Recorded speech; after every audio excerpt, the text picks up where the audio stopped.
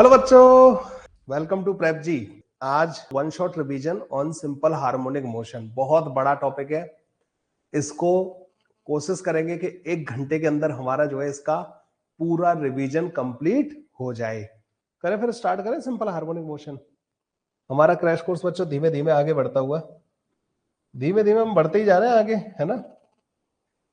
Okay, simple harmonic motion, simple harmonic motion बच्चों, ठीक है। एसएचएम। देखो भाई, सबसे पहले तो सिंपल हार्मोनिक मोशन के बारे में कुछ चीजों का जानना आप लोगों के लिए बहुत जरूरी है। क्या होती है बच्चों सिंपल हार्मोनिक मोशन जो है, ठीक है। कुछ पॉइंट्स बच्चों पहले तो मैं आप लोगों को बताता हूं। नंबर 1 बच्चों, यहां पे स्टेबल इक्विलिब्रियम होना चाहिए। स्टेबल इक्विलिब्रियम होना चाहिए बच्चों ना। स्टेबल इक्विलिब्रियम का मतलब है कि पार्टिकल को, अच्छा इक्विलिब्रियम कहां होता है बच्चों, जहां पे नेट फोर्स 0 हो, ठीक है। या अगर रोटेशनल फ्रेम में बात करें अपन बच्चों, तो नेट टॉर्क भी 0 होना चाहिए स्टेबल इक्विलिब्रियम के लिए। Minima of the potential energy हो बच्चों, मिनिमा ऑफ पोटेंशियल एनर्जी, ठीक है। जहां पोटेंशियल एनर्जी का मिनिमा होता है ना बच्चों, वहां पे तो वैसे भी क्या होता है, स्टेबल इक्विलिब्रियम ही होता है, जहां पोटेंशियल एनर्जी का मिनिमा होता है और वहां पे फोर्स भी 0 होता है। तो ये वाली कंडीशन अगर जस्टिफाई कर रही है तो ये तो वैसे ही कर जाएगी। तीसरी इंपॉर्टेंट चीज है बच्चों कि जब भी पोटेंशियल एनर्जी का मिनिमा होता है ना बच्चों, किसी भी जगह पे, मान लो आपने पोटेंशियल एनर्जी और एक्स का ग्राफ प्लॉट किया, आपने कहा कि मान लो पोटेंशियल एनर्जी ऐसे दे रखी है, तो this is the minimum of the potential energy. मान लो ये x equal to x naught है, तो अगर पार्टिकल यहां पे होगा ना बच्चों, तो इसका स्लोप क्या है, 0। तो x equal to x naught पर स्लोप है बच्चों 0, पोटेंशियल एनर्जी वर्सेस x का। तो स्लोप 0 होने का मतलब है बच्चों यहां पे होगा फोर्स 0, तो ये इक्विलिब्रियम पोजीशन हो गई। अब अगर पार्टिकल बच्चों यहां पे चला गया, थोड़ा सा इधर, x इधर चला गया, पार्टिकल अगर यहां पहुंच गया बच्चों, तो देखो यहां पे स्लोप कैसा हो गया, पॉजिटिव। तो मैं पता है कि फोर्स जो होता है वो माइनस का du ओवर dx के बराबर होता है बच्चों। तो इसका जो स्लोप है अगर पॉजिटिव है तो फोर्स नेगेटिव होगा, मतलब पीछे की तरफ होगा। अगर ये पार्टिकल बच्चों इधर की तरफ आया तो फोर्स क्या होगा, यहाँ पे स्लोप नेगेटिव है तो फोर्स हो जाएगा पॉजिटिव, मतलब उधर की तरफ। तो बच्चों जब भी पोटेंशियल एनर्जी का मिनिमा होता है ना, तो जहां मिनिमा होता है वहां पर फोर्स ऑटोमेटिकली 0 हो जाता है, ठीक है। तो उसे बोलते हैं अपन इक्विलिब्रियम पोजीशन। मिनिमा जब होता है ना, तो बच्चों पार्टिकल जब भी मिनिमा के इधर उधर जाएगा तो उसकी टेंडेंसी होगी वापस लौट के आने की। It will perform oscillatory motion, and simple harmonic motion is a particular type of oscillatory motion. Oscillatory motion जो होती है ना बच्चों, इधर उधर टाइप की motion, to and fro type की मोशन जो होती है बच्चों, simple harmonic motion oscillatory motion का एक पर्टिकुलर टाइप है, ये ध्यान रखना। ये वाली बात क्लियर हुई बच्चों।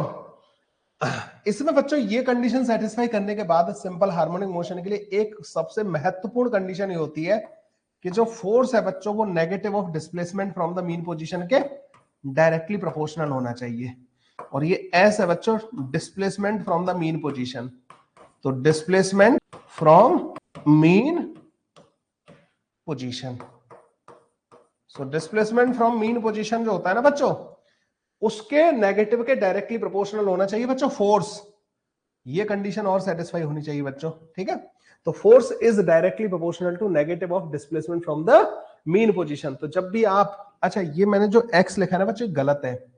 x की जगह पे बच्चों पता है क्या होना चाहिए, यहाँ पे मुझे s लिखना चाहिए, क्योंकि x तो बच्चों ये होता है, ठीक है ना। x तो यहां से मेजर किया जाता है, मीन पोजीशन से अगर मैंने इसको s डिस्प्लेस किया तो ये होता है बच्चों displacement from the mean position. तो ये है बच्चों सिंपल हार्मोनिक मोशन होने के लिए ना जो कंडीशन है ना बच्चों, वो ये है कि या तो वहां पोटेंशियल एनर्जी का मिनिमा हो। अच्छा ऐसा नहीं कि हर एक पोटेंशियल एनर्जी के मिनिमा के लिए बच्चों सिंपल हार्मोनिक मोशन होगा। सिंपल हार्मोनिक मोशन के लिए भी एक कंडीशन है कि जो अगर आप उसको इस मिनिमा वाली पोजीशन से डिस्प्लेस करा दो पार्टिकल को, तो उस पर पहली बात तो फोर्स जो है मीन पोजीशन की तरफ लगना चाहिए। अगर तुमने डिस्प्लेस इधर कराया तो फोर्स इधर होना चाहिए, अगर डिस्प्लेस इधर कराया तो फोर्स इधर होना चाहिए, मतलब displacement from the mean position के अपोजिट फोर्स लगना चाहिए। और साथ ही साथ वो फोर्स बच्चों डायरेक्टली प्रोपोर्शनल होना चाहिए। फोर्स बच्चों कुछ ऐसा होना चाहिए, F इजिकल टू माइनस का KS और F इजिकल टू माइनस का KX प्लस का F नॉट। ये दोनों अगर ऐसे फोर्स दे रखे ना बच्चों, तो particle will perform simple harmonic motion.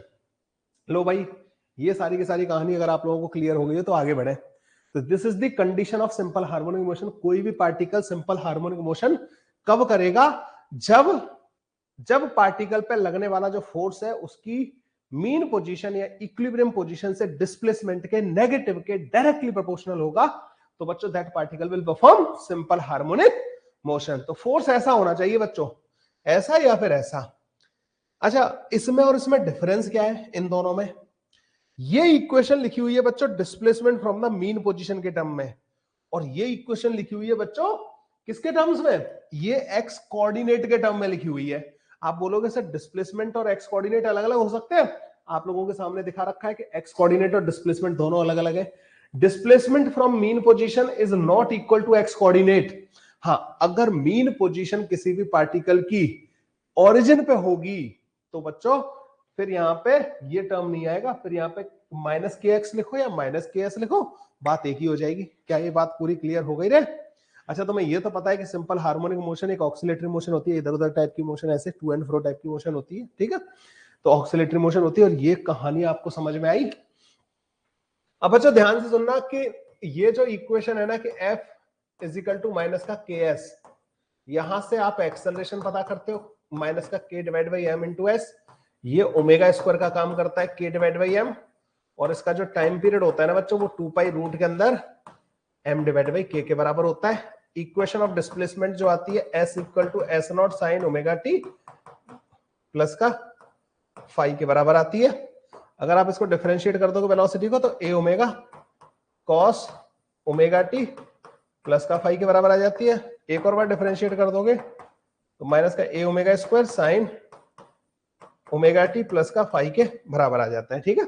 ये होती है बच्चों तीनों इक्वेशन। इसमें ध्यान रखना, अगर आप f इजिकल टू माइनस का के एक्स प्लस का एफ नॉट इस इक्वेशन के बारे में बात कर रहे हो, तो x equal to x naught mean position होगा बच्चों यहाँ पे।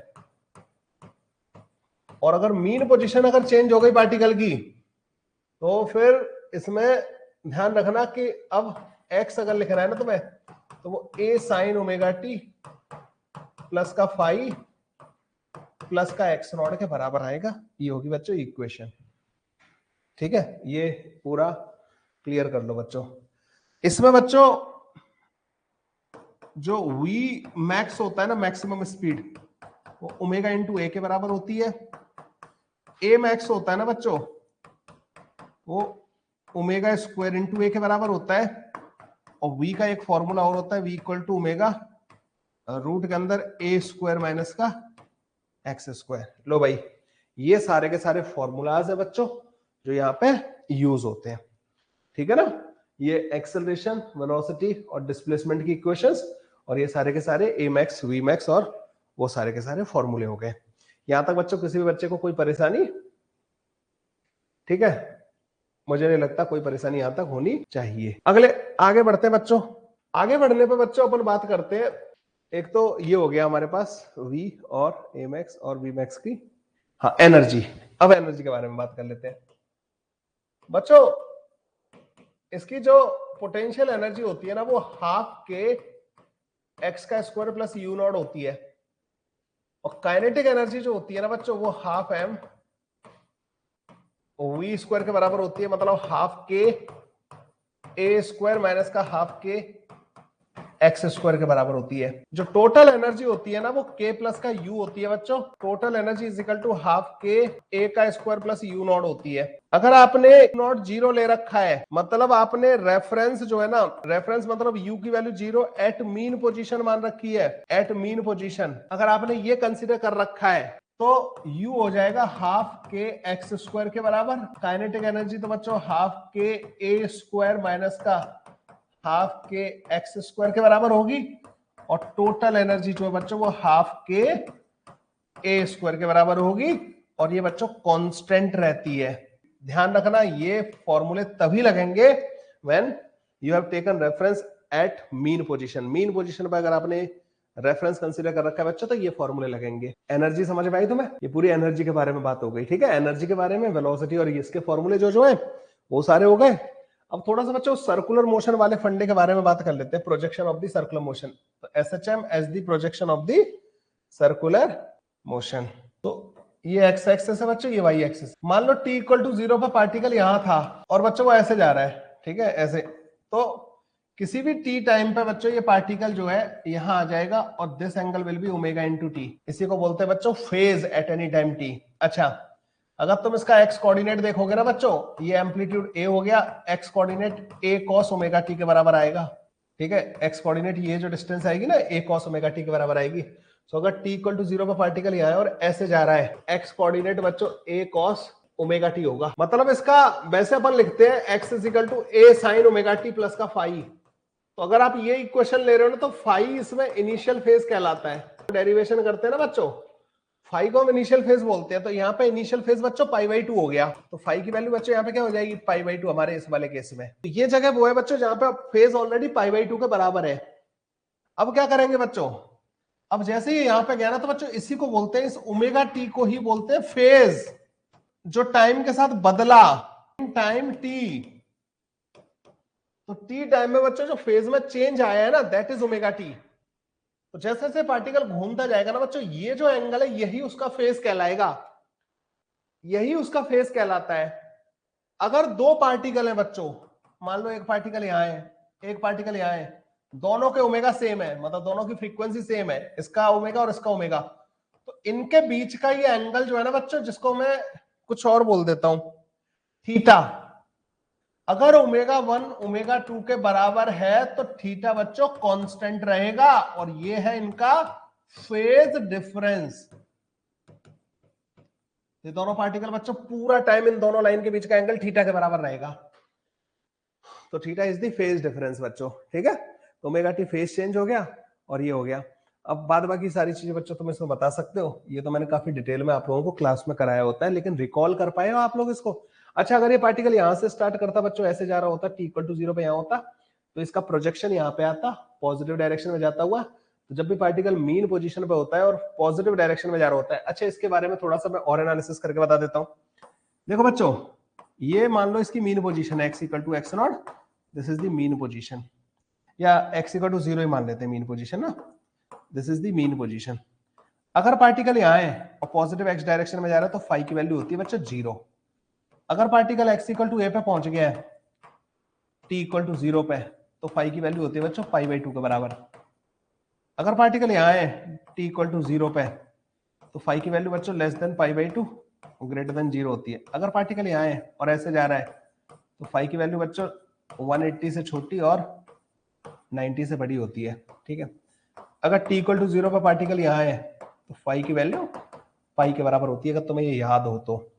बच्चों मीन पोजीशन से x इक्वल टू 0 से x इक्वल टू a/2 तक जाने में जो टाइम लगता है ना वो t/6 के t/12 के बराबर होता है। a/2 से a तक जाने में जो टाइम लगता है ना बच्चों, वो t/6 के बराबर होता है। 0 से a/√2 तक जाने में जो टाइम लगता है ना बच्चों, वो t/8 के बराबर होता है। ठीक है, ये टाइम भी याद रखने हैं आपको ना। वैसे तो बच्चों कभी भी इनको इससे करने की बजाय मैं तो कहूंगा सीधा इक्वेशन लिखो और x की वैल्यू पुट करो और वहां से कर लो। वो तुम्हें पता ही है बच्चों कि फाई की वैल्यू डिसाइड करने में वेलोसिटी बहुत इंपॉर्टेंट रोल प्ले करती है। चलो मैं एक क्वेश्चन करवा देता हूँ आपको ना, एक क्वेश्चन कर लेते हैं बच्चों ना, जस्ट एक आइडिया लग जाएगा ना इसमें। सो क्वेश्चन बच्चों बहुत सिंपल सा है, x is equal to 10 sine omega मतलब पाई इंटू टी प्लस का π/4 दे रखा है। ठीक है, ये इक्वेशन दे रखी है बच्चों। ठीक है, ये इक्वेशन है बस सिंपल सी। Find the time when particle reaches the mean position. पता ना बच्चों, फॉर सेकेंड टाइम। अब मुझे लगता है कि तुम्हारा इसमें अच्छा रिवीजन हो जाएगा। बताओ बच्चों, तो find the time when particle reaches the mean position for the second time.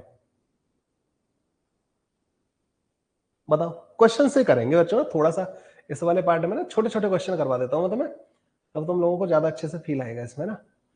Find the time when particle reaches the mean position for the second time, दूसरी बार कब पहुंचेगा। ठीक है, टी इक्वल टू 0 पे चलने के बाद मीन पोजीशन पे दूसरी बार पार्टिकल कब पहुंचेगा ये बताना है। तो वो टाइम बताना है जब पार्टिकल दूसरी बार अपनी मीन पोजीशन पे पहुंचेगा। एक वो सर्कुलर वाला भी करवा देता हूं क्वेश्चन। आया भाई 17/6। मैं एक्चुअली कुछ और तुम लोगों को समझाना चाहता हूं इसमें ना। ये होती है मीन पोजीशन, ठीक है। मान लो x equal to 0 is the mean position. इसका मतलब समझ रहे हो बच्चों, इस इक्वेशन में ये देखा मैंने π/4। पहले तो ध्यान रखना यहाँ कोई माइनस माइनस नहीं होना चाहिए, ठीक है ना। पूरी इक्वेशन को ऐसे कन्वर्ट कर लेना, साइन का फंक्शन होना चाहिए, ये होना चाहिए π/4। मतलब ये पार्टिकल जो है ना यहाँ है कहीं पे, ऐसे जा रहा है। ये वाली बात समझ में आई, क्योंकि यहाँ पे फेज होता है 0। फाई की वैल्यू अगर 0 होती ना तो यहाँ होता पार्टिकल ऐसे जा रहा होता। फाई की वैल्यू π/2 होती, मतलब कॉस होता, कॉस को साइन में कन्वर्ट करोगे तो π/2 आ जाएगा, तो यहाँ होता। अगर ये 3π/4 होता तो पार्टिकल ऐसे लौट के आ चुका होता और ऐसे जा रहा होता। मतलब इसको जो टाइम लगना है ना बच्चों, यहाँ पे आएगा फिर यहाँ पे आएगा। तो इसका एंगल जैसे से इधर जाएगा ना बच्चों, एंगल बढ़ता जाएगा बढ़ता जाएगा बढ़ता जाएगा। बढ़ने के बाद पहले क्या होगा पाई, फिर 3π/2, फिर क्या होगा 2π। तो जिस टाइम पे एंगल 2π के बराबर हो जाएगा ना अंदर वाला पूरा एंगल, उस टाइम पे बच्चों ये सेकंड टाइम मीन पोजीशन पे आया होगा। ये वाली बात समझ में आई तुम्हें? अच्छा t इक्वल टू 0 पे इसका अंदर वाला एंगल क्या है? t इक्वल टू 0 पे π/4। तभी तो मैंने कहा कि पार्टिकल a/√2 पे है यहाँ पे t इक्वल टू 0 पे। अब जैसे जैसे टाइम बढ़ेगा ये अंदर ये पूरा एंगल बढ़ेगा, मतलब साइन की वैल्यू बढ़ती जाएगी बढ़ती जाएगी बढ़ती जाएगी। जैसे ही π/4 के बराबर हुआ पार्टिकल यहाँ पहुंच जाएगा, मतलब ये π/4 के बराबर हुआ, पूरा एंगल कितना हो जाएगा π/2 के बराबर। फिर जब पूरा एंगल पाई के बराबर हो जाएगा पार्टिकल यहाँ आ जाएगा। पूरा एंगल जब 3π/2 के बराबर हो जाएगा पार्टिकल यहाँ आ जाएगा। पूरा एंगल जब 2π के बराबर हो जाएगा पार्टिकल दोबारा यहाँ आ जाएगा। तो सेकंड टाइम उस जगह जाने का मतलब है कि πt प्लस का π/4 बच्चों 2π के बराबर हो जाना चाहिए। तो πt इक्वल टू 7π/4। तो t इक्वल टू बच्चों 7/4 second will be the answer. हाँ भाई 7/4 वाली बात समझ में आई तुम्हें? मतलब उसमें x की वैल्यू 0 रखो तो एक तो टाइम नेगेटिव आ रहा होगा, तो नेगेटिव वाला तो लेना नहीं, मतलब वो तो t इक्वल टू 0 से पहले, मतलब t इक्वल टू 0 पे पार्टिकल यहाँ था उससे पहले जहां रहा होगा वो आएगा। 0 रखोगे, पाई रखोगे, 2π रखोगे, ठीक है। तो 2π वाली वैल्यू लेनी है तुम्हें, ठीक है बच्चों। इस इक्वेशन को ऐसे समझो। चलो एक और क्वेश्चन करते हैं, छोटा सा ही है। Two particles performing SHM along same line about same mean position, same line about same mean position with same amplitude and frequency. Same amplitude and frequency crosses each other at x equal to a/4. Then find maximum separation between both. मुझे पता है writing तो मैंने इसमें इतनी गंदी कर दी आज, लेकिन I hope you will be able to understand what is written on the board, ठीक है। तो two particles performing SHM along the same line about the same mean position with same amplitude a and the frequency crosses each other at x is equal to a/4. Then find the maximum separation between both. तो बच्चों इनके बीच का maximum separation आप लोगों को बताना है। पिछले वाले में 2π क्यों आ रहा है? क्योंकि हमें सेकंड टाइम पूछा था। For the second time mean position से कब पास होगा। पहली बार बोलते तो मैं पाई के बराबर करता इसको, थर्ड टाइम कब पास होगा तो मैं 3π के बराबर करता। मतलब मुझे लगता है ये बेस्ट क्वेश्चन है टू कंट्रोल, मतलब to cover all the concept of circular cross section, circular motion, SHM as the projection of the circular motion. मुझे लगता है ये बेस्ट होता है। इस वजह मैंने पूछ लिया ना मैक्सिमम सेपरेशन, मतलब क्वेश्चन खत्म। Yes that is a/4। देखा, मैं तो मैं ये कहता हूँ कभी कभी तारीफ करते रहा करो मेरी राइटिंग की, नहीं तो मैं ऐसे भी लिख सकता हूँ। इसमें लिख दिया है, आगे से नहीं लिखूंगा टेंशन ना लो। कर भाई डिस्कस करें फिर इस वाले क्वेश्चन को। देखो जब भी दो पार्टिकल वाला केस हो ना बच्चों, टू पार्टिकल परफॉर्मिंग टाइप का, इस टाइप का जब भी केस हो, मैं बच्चों हमेशा एक ही मेथड यूज करता हूँ ऐसे क्वेश्चंस में ना। मतलब जब दो पार्टिकल बच्चों एक दूसरे को क्रॉस कर रहे होंगे ना, एक अगर यहां पे होगा तो दूसरा यहां पे होगा, और दोनों का प्रोजेक्शन बच्चों एक ही जगह आ रहा होगा, ठीक है। तो ये वाला पार्टिकल बच्चों यहां होगा ऐसे जा रहा होगा, और ये वाला पार्टिकल यहां होगा ये ऐसे जा रहा होगा, सेम फ्रीक्वेंसी है। तो इन्होंने बोला कि x इक्वल टू a/4 पे, मतलब this distance is a/4, this is a। अब ये पूरा एंगल जो है ना बच्चों, मान लो इसको 2 थीटा मान लेते हैं, तो ये आधा थीटा के बराबर होगा। ठीक है, तो इनका ये फेज डिफरेंस हो गया इनके बीच में ना, 2 theta is the phase difference. ठीक है, ये इनका बीच का फेज डिफरेंस है। बच्चों दोनों पार्टिकल के बीच में सेपरेशन पता है मैक्सिमम कब होता है? इसके लिए एक अलग ही कॉन्सेप्ट है। when both are moving in same direction, when both are equidistance from origin and moving in same direction, तब आता है बच्चों इनके बीच का मैक्सिमम डिस्टेंस। मतलब इनकी वी रिलेटिव जब 0 हो जाए दोनों पार्टिकल की ना, उस टाइम पे बच्चों दोनों पार्टिकल के बीच का जो सेपरेशन होता है ना, वो मैक्सिमम होता है। ऑब्वियस सी बात है।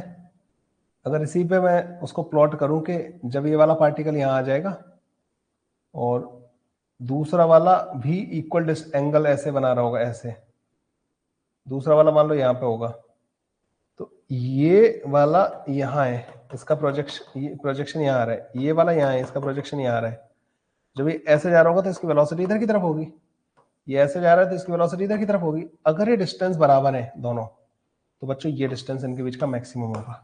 इसका मतलब ये हुआ कि ये जो एंगल है ये थीटा होगा और ये एंगल भी थीटा होगा, क्योंकि इनके बीच का तो एंगल पूरा टाइम, ये पहले ऐसे थे, घूम के जब ऐसे हो गए, इक्वी डिस्टेंस है, मतलब इधर और इधर बराबर डिस्टेंस है, मतलब प्रोजेक्शन इसका और इसका बराबर आ रहा है, तो मतलब बीच वाली लाइन दोनों एंगल को आधा, मतलब एंगल को आधा तो डिवाइड कर रही होगी। यही फंडा बच्चों सबसे ज्यादा काम का है। मतलब ओमेगा अगर सेम होगा ना, इन दोनों लाइन के बीच का एंगल पूरे टाइम सेम रहेगा, तो इक्वी डिस्टेंस वाली कंडीशन में क्या होगा, जो वर्टिकल वाली लाइन है वो इस एंगल को बाइसेक्ट कर रही होगी। ये डिस्टेंस कितना आएगा, a sin थीटा के बराबर, ये भी a sin थीटा के बराबर, तो d मैक्स जो आएगा ना बच्चों यहाँ पे 2a sin थीटा के बराबर आएगा। अच्छा, हमें ये पता है कि a cos थीटा जो है ना, a cos थीटा बच्चों a/4 के बराबर दे रखा है, मतलब cos थीटा जो है ना वो 1/4 के बराबर दे रखा है, तो sin थीटा कितना आ जाएगा, रूट के अंदर 1 माइनस का 1/16, रूट के अंदर 15/4 के बराबर। ठीक है, sin थीटा को ले जाकर उधर रख दो, तो a √15/2 के बराबर d मैक्स आ जाएगा। This is the answer. Maximum separation कितना आ गया, a √15/2 के बराबर। लो, दिस इज द, कुछ रिकॉल कर पाए भाई, क्लास वाला याद आया कुछ कि सर्कुलर मोशन का प्रोजेक्शन वाला कॉन्सेप्ट कब लगाना होता है अपन को? तो बच्चों ये वो कॉन्सेप्ट है जिसको हम यूज करते हैं। ठीक है, ओके डन। सो बेसिकली अगर सिंपल हार्मोनिक मोशन को अगर कुछ पार्ट्स में डिवाइड किया जाए, तो सबसे पहला वाला पार्ट आता है वो इक्वेशन वाला, ये वाला डेफिनेशन वेफिनेशन वाला ना, तो मैंने 2 क्वेश्चन करा दिए, बाद बाकी तो बच्चों वी मैक्स ए मैक्स वगैरह वाले कर लोगे।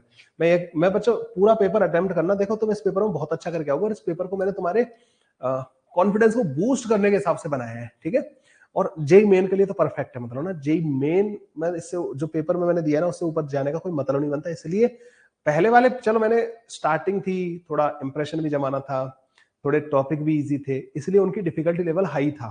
ठीक है, तो जेई मेन से थोड़ा सा डिफिकल्टी लेवल ऊपर रखा था, लेकिन अब जो डिफिकल्टी लेवल है ना वो अब हम टच कर चुके हैं जेई मेन से थोड़ा सा ऊपर बस, तो अब हम जेई मेन वाले लेवल पे चल रहे हैं। तो ये जो कोर्स है बच्चों जेई मेन वाला है। अब रोटेशन का पेपर मैंने डिफिकल्ट नहीं था, उसको तुम डिफिकल्ट नहीं बोल सकते। रोटेशन वाला जो पेपर मैंने रखा है अपने इस क्रैश कोर्स में वो सही था। एनर्जी वाला क्वेश्चन था, मतलब क्या था एनर्जी का क्वेश्चन, आप बता सकते हैं मेरे को कि एनर्जी का किस टाइप का क्वेश्चन था, ग्राफ का था या क्या था? एनर्जी तो मैंने वैसे तुम्हें बता दी, उसमें कुछ रह गया हो तो मुझे बताओ, मैं अभी बता देता हूँ। ठीक है, अब अपन बढ़ेंगे बच्चों स्प्रिंग की तरफ ना, स्प्रिंग वाले पार्ट की तरफ, और फिर उसके बाद पेंडुलम वाला पार्ट। अच्छा इजी था, ओके, स्प्रिंग पेंडुलम वाला पार्ट, और फिर उसके बाद बच्चों वो डैम्पिंग वाला पार्ट जो है। ठीक है, अच्छा पोजीशन दे रखा था तो ठीक है, टेस्ट में मैंने रखे हैं एनर्जी वगैरह के क्वेश्चंस ना। अब आ जाते हैं बच्चों स्प्रिंग ब्लॉक सिस्टम पे, स्प्रिंग ब्लॉक सिस्टम पे, स्प्रिंग ब्लॉक सिस्टम पे बच्चों देखो भाई, स्प्रिंग का जो स्प्रिंग ब्लॉक सिस्टम जो होता है ना, अगर आप उसको, उसका जो टाइम पीरियड होता है ना बच्चों स्प्रिंग ब्लॉक सिस्टम का, t = 2 पाई रूट के अंदर m/k के बराबर होता है। ठीक है, 2 पाई रूट के अंदर m/k के बराबर। इसमें कौन कौन से केसेस आते हैं बच्चों? अगर स्प्रिंग ब्लॉक सिस्टम ऐसे है, m मास k स्प्रिंग कांस्टेंट, ठीक है, ऐसा केस है बच्चों। ठीक है, इसका टाइम पीरियड, दूसरा बच्चों टाइम पीरियड m और एक ये, तीसरा टाइम पीरियड, चौथा इसका टाइम पीरियड।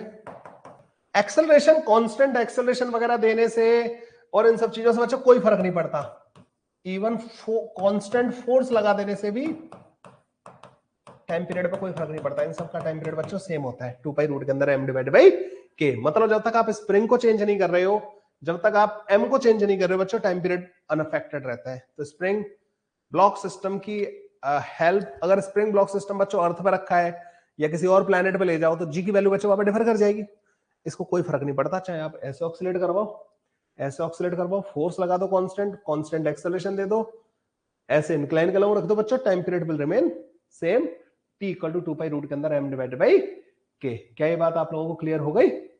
ठीक है, अब आता है बच्चों इसमें series parallel combination. Series combination of क्या होता है बच्चों? सीरीज कॉम्बिनेशन ऑफ स्प्रिंग, एक स्प्रिंग बच्चों यहाँ पे, दूसरी यहाँ पे, और ये m मास का ब्लॉक k1 k2।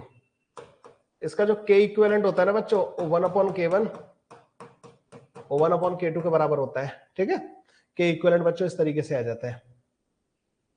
इसमें ध्यान रखना बच्चों, k1 x1 is equal to k2 x2 is equal to k equivalent into x के बराबर होता है। ठीक है, अगर आपने किसी टाइम पे इसको x मूव कराया तो k equivalent into x is equal to, मतलब वो फोर्स सेम रहता है तीनों स्प्रिंग में।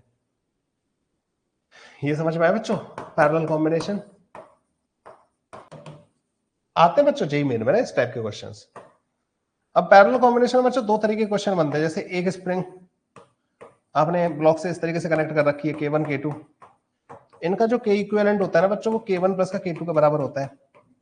और क्या होता है बच्चों, जिसे पैरेलल कॉम्बिनेशन बोला जाता है, ये वाली जो कॉम्बिनेशन होती है ना बच्चों, दिस इज आल्सो कॉल्ड, मतलब ये भी उसी की तरह बिहेव करती है। k इक्विवेलेंट बच्चों इसमें भी k1 प्लस का k2 के बराबर होता है। पूरा क्लियर है? अच्छा, एक स्पेशल केस होता है बच्चों यहाँ पे, टू ब्लॉक सिस्टम जो है m2 m1 और एक ये हो गया, तो यहाँ पे म्यू होता है बच्चों m1 m2 divide by m1 plus का m2, इसको बोलते हैं रिड्यूस्ड मास। तो t का आ जाता है 2 पाई रूट के अंदर म्यू डिवाइड बाई k के बराबर। ठीक है, बाद बाकी जो आप लोगों ने उसमें पढ़ा हुआ है, यस, बाद बाकी जो आपने एसएचएम में पढ़ा हुआ है कि उसकी वेलोसिटी एक्सेलरेशन, मतलब आपने इनको ऑक्सीलेट करा के छोड़ दिया, तो m1 x1 plus m2 x2 0 के बराबर होना चाहिए, वो फंडे सारे के सारे बच्चों उसमें लगेंगे। सीरीज कॉम्बिनेशन, पैरेलल कॉम्बिनेशन और ये स्पेशल वाला केस। इसमें बच्चों और भी केसेस आ जाते हैं, जैसे स्पेशल वाले में ये भी बच्चों उसी का पार्ट कहलाएगा, ये m2 और ये इसका मास m1 है, ये भी बच्चों हम उसी का केस बोलेंगे, t equal to 2 pi root के अंदर mu divide by k, mu again m1 m2 divide by m1 plus का m2 के बराबर आ जाएगा। ठीक है, ये भी बच्चों उसी का पार्ट कहलाएगा। और मतलब इसको बंद कर दो तब भी वही बनेगा। ठीक है, वर्टिकल डायरेक्शन में कोई, वर्टिकल डायरेक्शन में वैसा फोर्स लग रहा है, इस डायरेक्शन में तो बस स्प्रिंग और उसी का फोर्स लग रहा है, कोई फ्रिक्शन वगैरह नहीं है, ये भी बच्चों उसी का केस बनेगा। और इसमें क्या बनता है, अच्छा, अगर एक स्प्रिंग की नेचुरल लेंथ बच्चों L नॉट के बराबर है, this is the natural length L not, और स्प्रिंग कांस्टेंट बच्चों k के बराबर है, अगर आपने इसको कट कर दिया स्प्रिंग को L1 K1 L2 K2, अगर आपने इसको कट कर दिया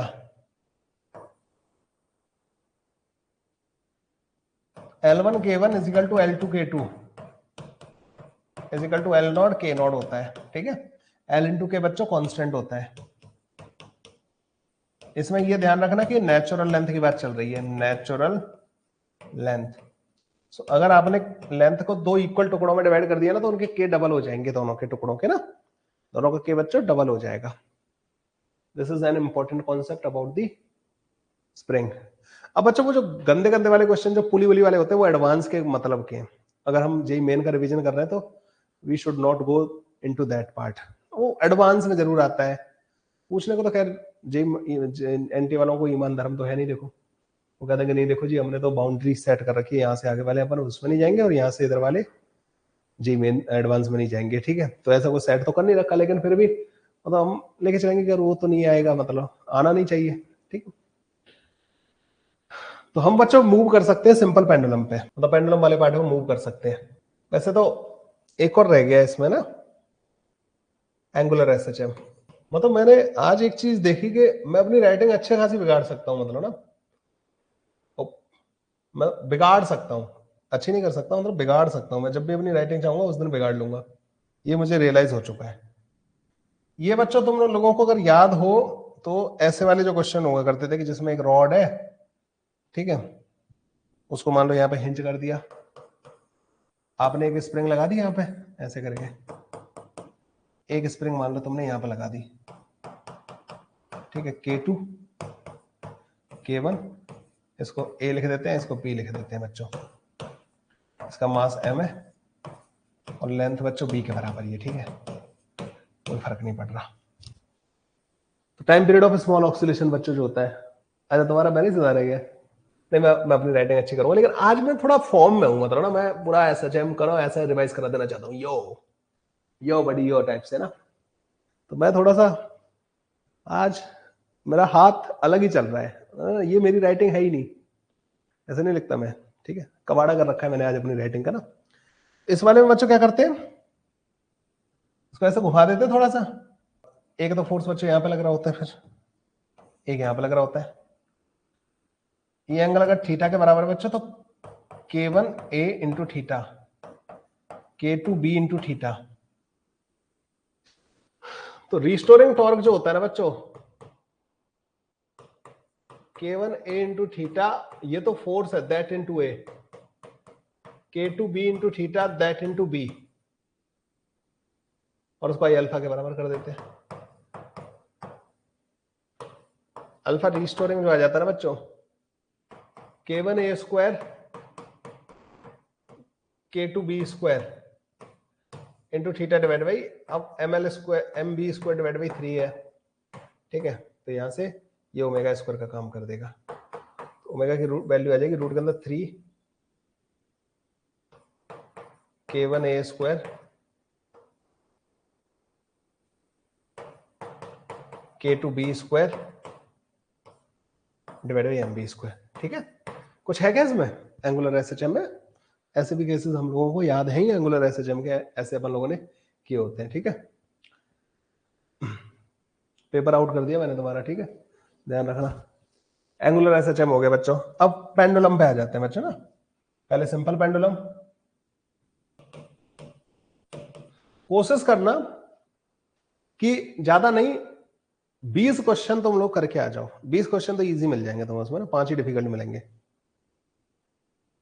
सिंपल पेंडुलम बच्चों यू ऑल नो ऐसा कुछ होता है,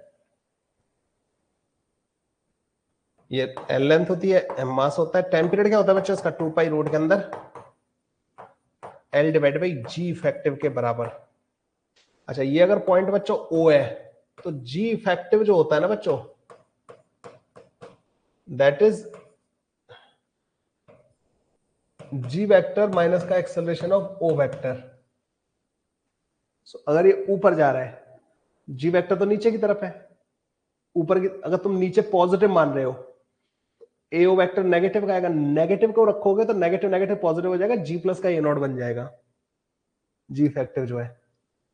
अगर ये नीचे जा रहा है तब तो दोनों ही एक साइन के होंगे, फिर जी माइनस का ए नॉट आ जाएगा। अगर ये हॉरिजॉन्टल जा रहा है तो जी होगा जे कैप डायरेक्शन में, ये होगा आई कैप डायरेक्शन में। अगर ये बच्चों इंक्लाइन पे जा रहा है तो एक्स एक्सिस और वाई एक्सिस लेके करना, ठीक है। अरे अगर एक इंक्लाइन पे अगर एक ट्रॉली जा रही है नीचे की तरफ और उसमें तुम्हें जी फैक्टिव लिखना हो तो क्या करोगे, इनको कंपोनेंट कर करा के, जी फैक्टिव का एक ही तरीका है बच्चों, ये रहा ऊपर जो लिखा हुआ है, ठीक है, इससे टाइम पीरियड आ जाएगा तुम्हारे पास। अच्छा लेंथ पे डिपेंड करता है और जी की वैल्यू पे डिपेंड करता है। अब वो बच्चों सिंपल पेंडुलम क्लॉक वाला जो फंडा है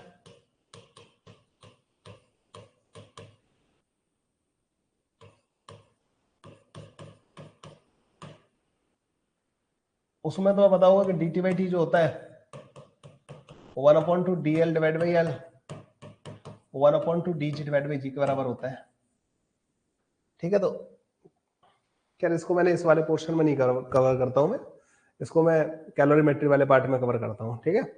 सिंपल पेंडुलम में हम ज्यादातर बात वहां पे करते हैं, वहां पे लेंथ वगैरह चेंज करने के वाली चीज आती है। वैसे एरर वगैरह वाले क्वेश्चन वैसे आ तो इनको यहाँ मानो एरर में मानो या ग्रेविटेशन में मानो या फिर आप उनको कैलोरीमेट्री में मानो बच्चों, पर इसमें मैं नहीं कवर करता हूँ ना, जनरली मैं इसको अवॉइड करता हूँ यहाँ पे। तो सिंपल पेंडुलम के बारे में बच्चों यही है ध्यान रखना है, वैसे लेंथ वगैरह चेंज कर दी तो ये ऐसे हो जाएगा। इससे ज्यादा इंपॉर्टेंट होता है बच्चों फिजिकल पेंडुलम, कंपाउंड पेंडुलम जो होता है ना। मतलब सिंपल पेंडुलम में तो बच्चों वेरिएशन और क्या लाओगे, इसमें और क्या वेरिएशन लाओगे, एरर वाला आ जाता है और वही टाइम लॉस टाइम गेन। लेकिन वो मैंने बोला ना कि मैं सिंपल ऐसे जब मैं नहीं पढ़ाता उसको। और क्या था इसमें, इलेक्ट्रिक फील्ड वगैरह वाले आ जाते हैं, वो भी नहीं मैंने रखे क्योंकि हम पार्ट टेस्ट है ये, ठीक है। 11th वाले बच्चे भी हमारे पास। और क्या बचता है, अपने नोट्स उठा के देखता हूँ, देख लेता हूँ यार, मेरे को रिकॉल नहीं कर पा रहा हूँ मैं, ठीक है। इतना बहुत है, पागल हो गया है, अभी तो पढ़ाना शुरू किया मैंने, तो मैंने तुम्हें ये सब पढ़ा दिया, ये भी पढ़ा दिया, ये भी पढ़ा दिया, ये भी पढ़ा दिया, ये भी पढ़ा दिया, ये भी पढ़ा दिया, मतलब एडवांस लेवल पे तो नहीं है, खैर एडवांस लेवल पे तो नहीं गए अपन। तो इसमें मैं देख पा रहा हूँ वही एक्सेलरेशन वाले, फिर फिजिकल पेंडुलम, इस पॉइंट ऑफ व्यू से इसमें से कुछ नहीं रखा है, ठीक है। फिजिकल पेंडुलम पे चलते हैं, ठीक है। कंपाउंड पेंडुलम बच्चों, कोई भी बॉडी जो है अगर आपने कहीं हिंज कर दी ऐसे ना, आपने कहा कि हिंज कर दी अपने बॉडी और उसको ले जाके बच्चों थोड़ा सा साइड करके छोड़ दिया, मतलब इसका सेंट्रोमास यहाँ पे आ गया, mg लगेगा बच्चों यहाँ पे, और ये डिस्टेंस कहलाती है बच्चों LCM, या इसको x बोलते हैं। हिंज और सेंट्रोमास के बीच का डिस्टेंस होता है ना, उसको x बोलते हैं। तो बच्चों इस पर जब तुम टॉर्क देखोगे ना, restoring mg x sine theta के बराबर आता है बच्चों। मैं तो हमेशा बच्चों इसी तरीके से करता हूं इसको, I about hinge into alpha restoring is equal to mgx into theta. Alpha restoring is equal to mg divided by I about hinge into x into theta. अच्छा ये ध्यान रखना कि ये x जो है इसी के साथ है। x क्या है बच्चों, x is the distance between hinge and center of mass, ठीक है। ये डिस्टेंस होती है, तो टाइम पीरियड आ जाता है बच्चों t equal to 2 pi root के अंदर I about hinge divide by mg into x के बराबर। तो 2 पाई रूट के अंदर I about hinge divide by mg x के बराबर आ जाता है बच्चों ना। ये है टाइम पीरियड का फॉर्मूला। अब अगर तुम्हें इसमें याद हो तो टाइम पीरियड मिनिमम कब आएगा, मैक्सिमम कब आएगा, वो सब फंडे बन जाते हैं बच्चों उसमें। तो t equal to 2 pi root के अंदर I अबाउट हिंज हो जाता है m के स्क्वायर प्लस का m x square divide by mg into x. तो t बनता है बच्चों 2 पाई रूट के अंदर 1 अपॉन जी के square divide by x plus का, अगर इस चीज को अंदर वाली चीज को z बोल दिया जाए तो z इज इक्वल टू के square divide by x plus का x D Z divide by D x minus का के square divide by x square plus का 1, और ये बच्चों इक्वल टू 0 होना चाहिए। तो x की वैल्यू आ जाती है बच्चों प्लस माइनस का k। तो बच्चों प्लस माइनस का k डिस्टेंस पे अगर आप इसको हिंज करते हो बच्चों, तो टाइम पीरियड क्या आता है उस जगह पे, मिनिमम आता है, ठीक है। और t की मिनिमम वैल्यू वगैरह भी आप यहाँ से पता कर सकते हो। मोमेंट ऑफ एनर्जी कैलकुलेट करना आना चाहिए, mgx ये पता होना चाहिए। You can find the time period in the compound pendulum. लिख लो जल्दी से। एक होता है बच्चों torsional pendulum. Yes, k is the radius of gyration. k क्या है बच्चों मैं बता देता हूँ। I about centre of mass को मैं m के स्क्वायर लिख रहा हूँ, ठीक है बच्चों। जब कुछ भी नहीं मेंशन कर रखा होता है ना k के बारे में, रेडियस ऑफ जायरेशन बोल रखी होती है बस, तो वो सेंटर ऑफ मास के अबाउट कैलकुलेट की गई होती है, ठीक है। सेंटर ऑफ मास के अबाउट, हिंज के अबाउट नहीं, सेंटर ऑफ मास के अबाउट। अब आता है बच्चों टॉर्शनल पेंडुलम। इसमें बच्चों जनरली ऐसे सिलेंड्रिकल कोई रॉड वगैरह होती है जिसको आप ऐसे ट्विस्ट कर देते हो। जैसे मान लो इस पर कोई लाइन थी, तो वो लाइन ऐसे हो जाती है बच्चों, फाई घूम गई, तो जो टॉर्क आता है ना बच्चों सी फाई के बराबर होता है। तो रॉड है या वायर है, ऐसे सारे केसेस ये वाले गैस इसको घुमा के छोड़ दिया तो ये ऐसे ऑक्सीलेट करेगी। तो इस वाले ये एक्सिस ऑफ रोटेशन उसकी ना। आई बच्चों इसके अबाउट लिखते हैं, alpha is equal to C divide by I into five के बराबर आ जाता है। तो टाइम पीरियड बच्चों T equal to 2 pi root के अंदर आई डिवाइड बाई सी के बराबर आ जाता है। ये टॉर्शनल पेंडुलम हो जाता है बच्चों। इसको मरोड़ी लोलक बोलते हैं, यस। और पिछले वाले को बोलते हैं भौतिक लोलक। सरल लोलक, भौतिक लोलक और मरोड़ी लोलक, ठीक है। ये मरोड़ी लोलक कहलाता है। इसमें बहुत अच्छा क्वेश्चन है, बस इतना ही बताना था। होगा तो नहीं तुमसे। ये भी पता है मेरे को। चलो कोई बात नहीं, कभी कभी ना रहने दी जाए कुछ बातें, सीक्रेट तो अच्छी रहती हैं। आ जाओ भाई, सुपरपोजिशन। एसएचएम के दो एसएचएम को जिनकी फ्रीक्वेंसी सेम है उनको ऐड करने का तरीका, एक पार्टिकल के ऊपर इंपोज कराने का तरीका। एक क्वेश्चन से करते हैं। आपको जैसे A1 sine omega t plus का माइनस का 30 दे रखा है, ये Y2 is equal to A2 sine omega t plus का 60 दे रखा है, और आपको Y equal to Y1 plus का Y2 पता करना है। इसको एक वेक्टर मानो, इसको एक वेक्टर मानो, वेक्टर का मैग्नीट्यूड A1, इसका A2, ओमेगा टी माइनस 30, इधर बच्चों ओमेगा टी की डायरेक्शन मान लो, माइनस का 30 मतलब इधर की तरफ 30 डिग्री एंगल पे A1, A2 इधर से 60 डिग्री एंगल पे। रिजल्टेंट मान लो A1 और A2 का मैग्नीट्यूड बराबर है, तो रिजल्टेंट आएगा बीचों बीच में √2a के बराबर, और ये 15 डिग्री होगा एंगल। तो y आएगा √2a sign omega t plus का 15 डिग्री। खत्म। Superposition of SHM. Damped oscillation खतरनाक पढ़ा है मैंने आज तुम्हें। सबसे बड़ी बात तो मेरा हाथ चल कैसे रहा है आज, आई एम सरप्राइज्ड। यहां पे बच्चों बी होता है damping force constant, b upon 2m होता है गामा डैम्पिंग कोफिशिएंट। मैं इसको ऐसे याद रखता हूं। एक होता है बच्चों ओमेगा नॉट, रूट के अंदर k डिवाइड बाई m, और रूट के अंदर g डिवाइड बाई l। ये नेचुरल एंगुलर फ्रीक्वेंसी कहते हैं। लेकिन डैम्प्ड ऑक्सीलेशन में इसमें दो कंडीशन होती हैं। एक होती है अगर गामा बड़ा है ओमेगा नॉट से, बहुत ही ज्यादा डैम्पिंग है, अंडर डैम्प्ड,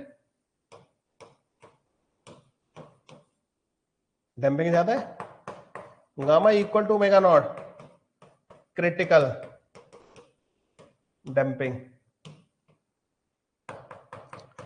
गामा छोटी डैम्पिंग अगर,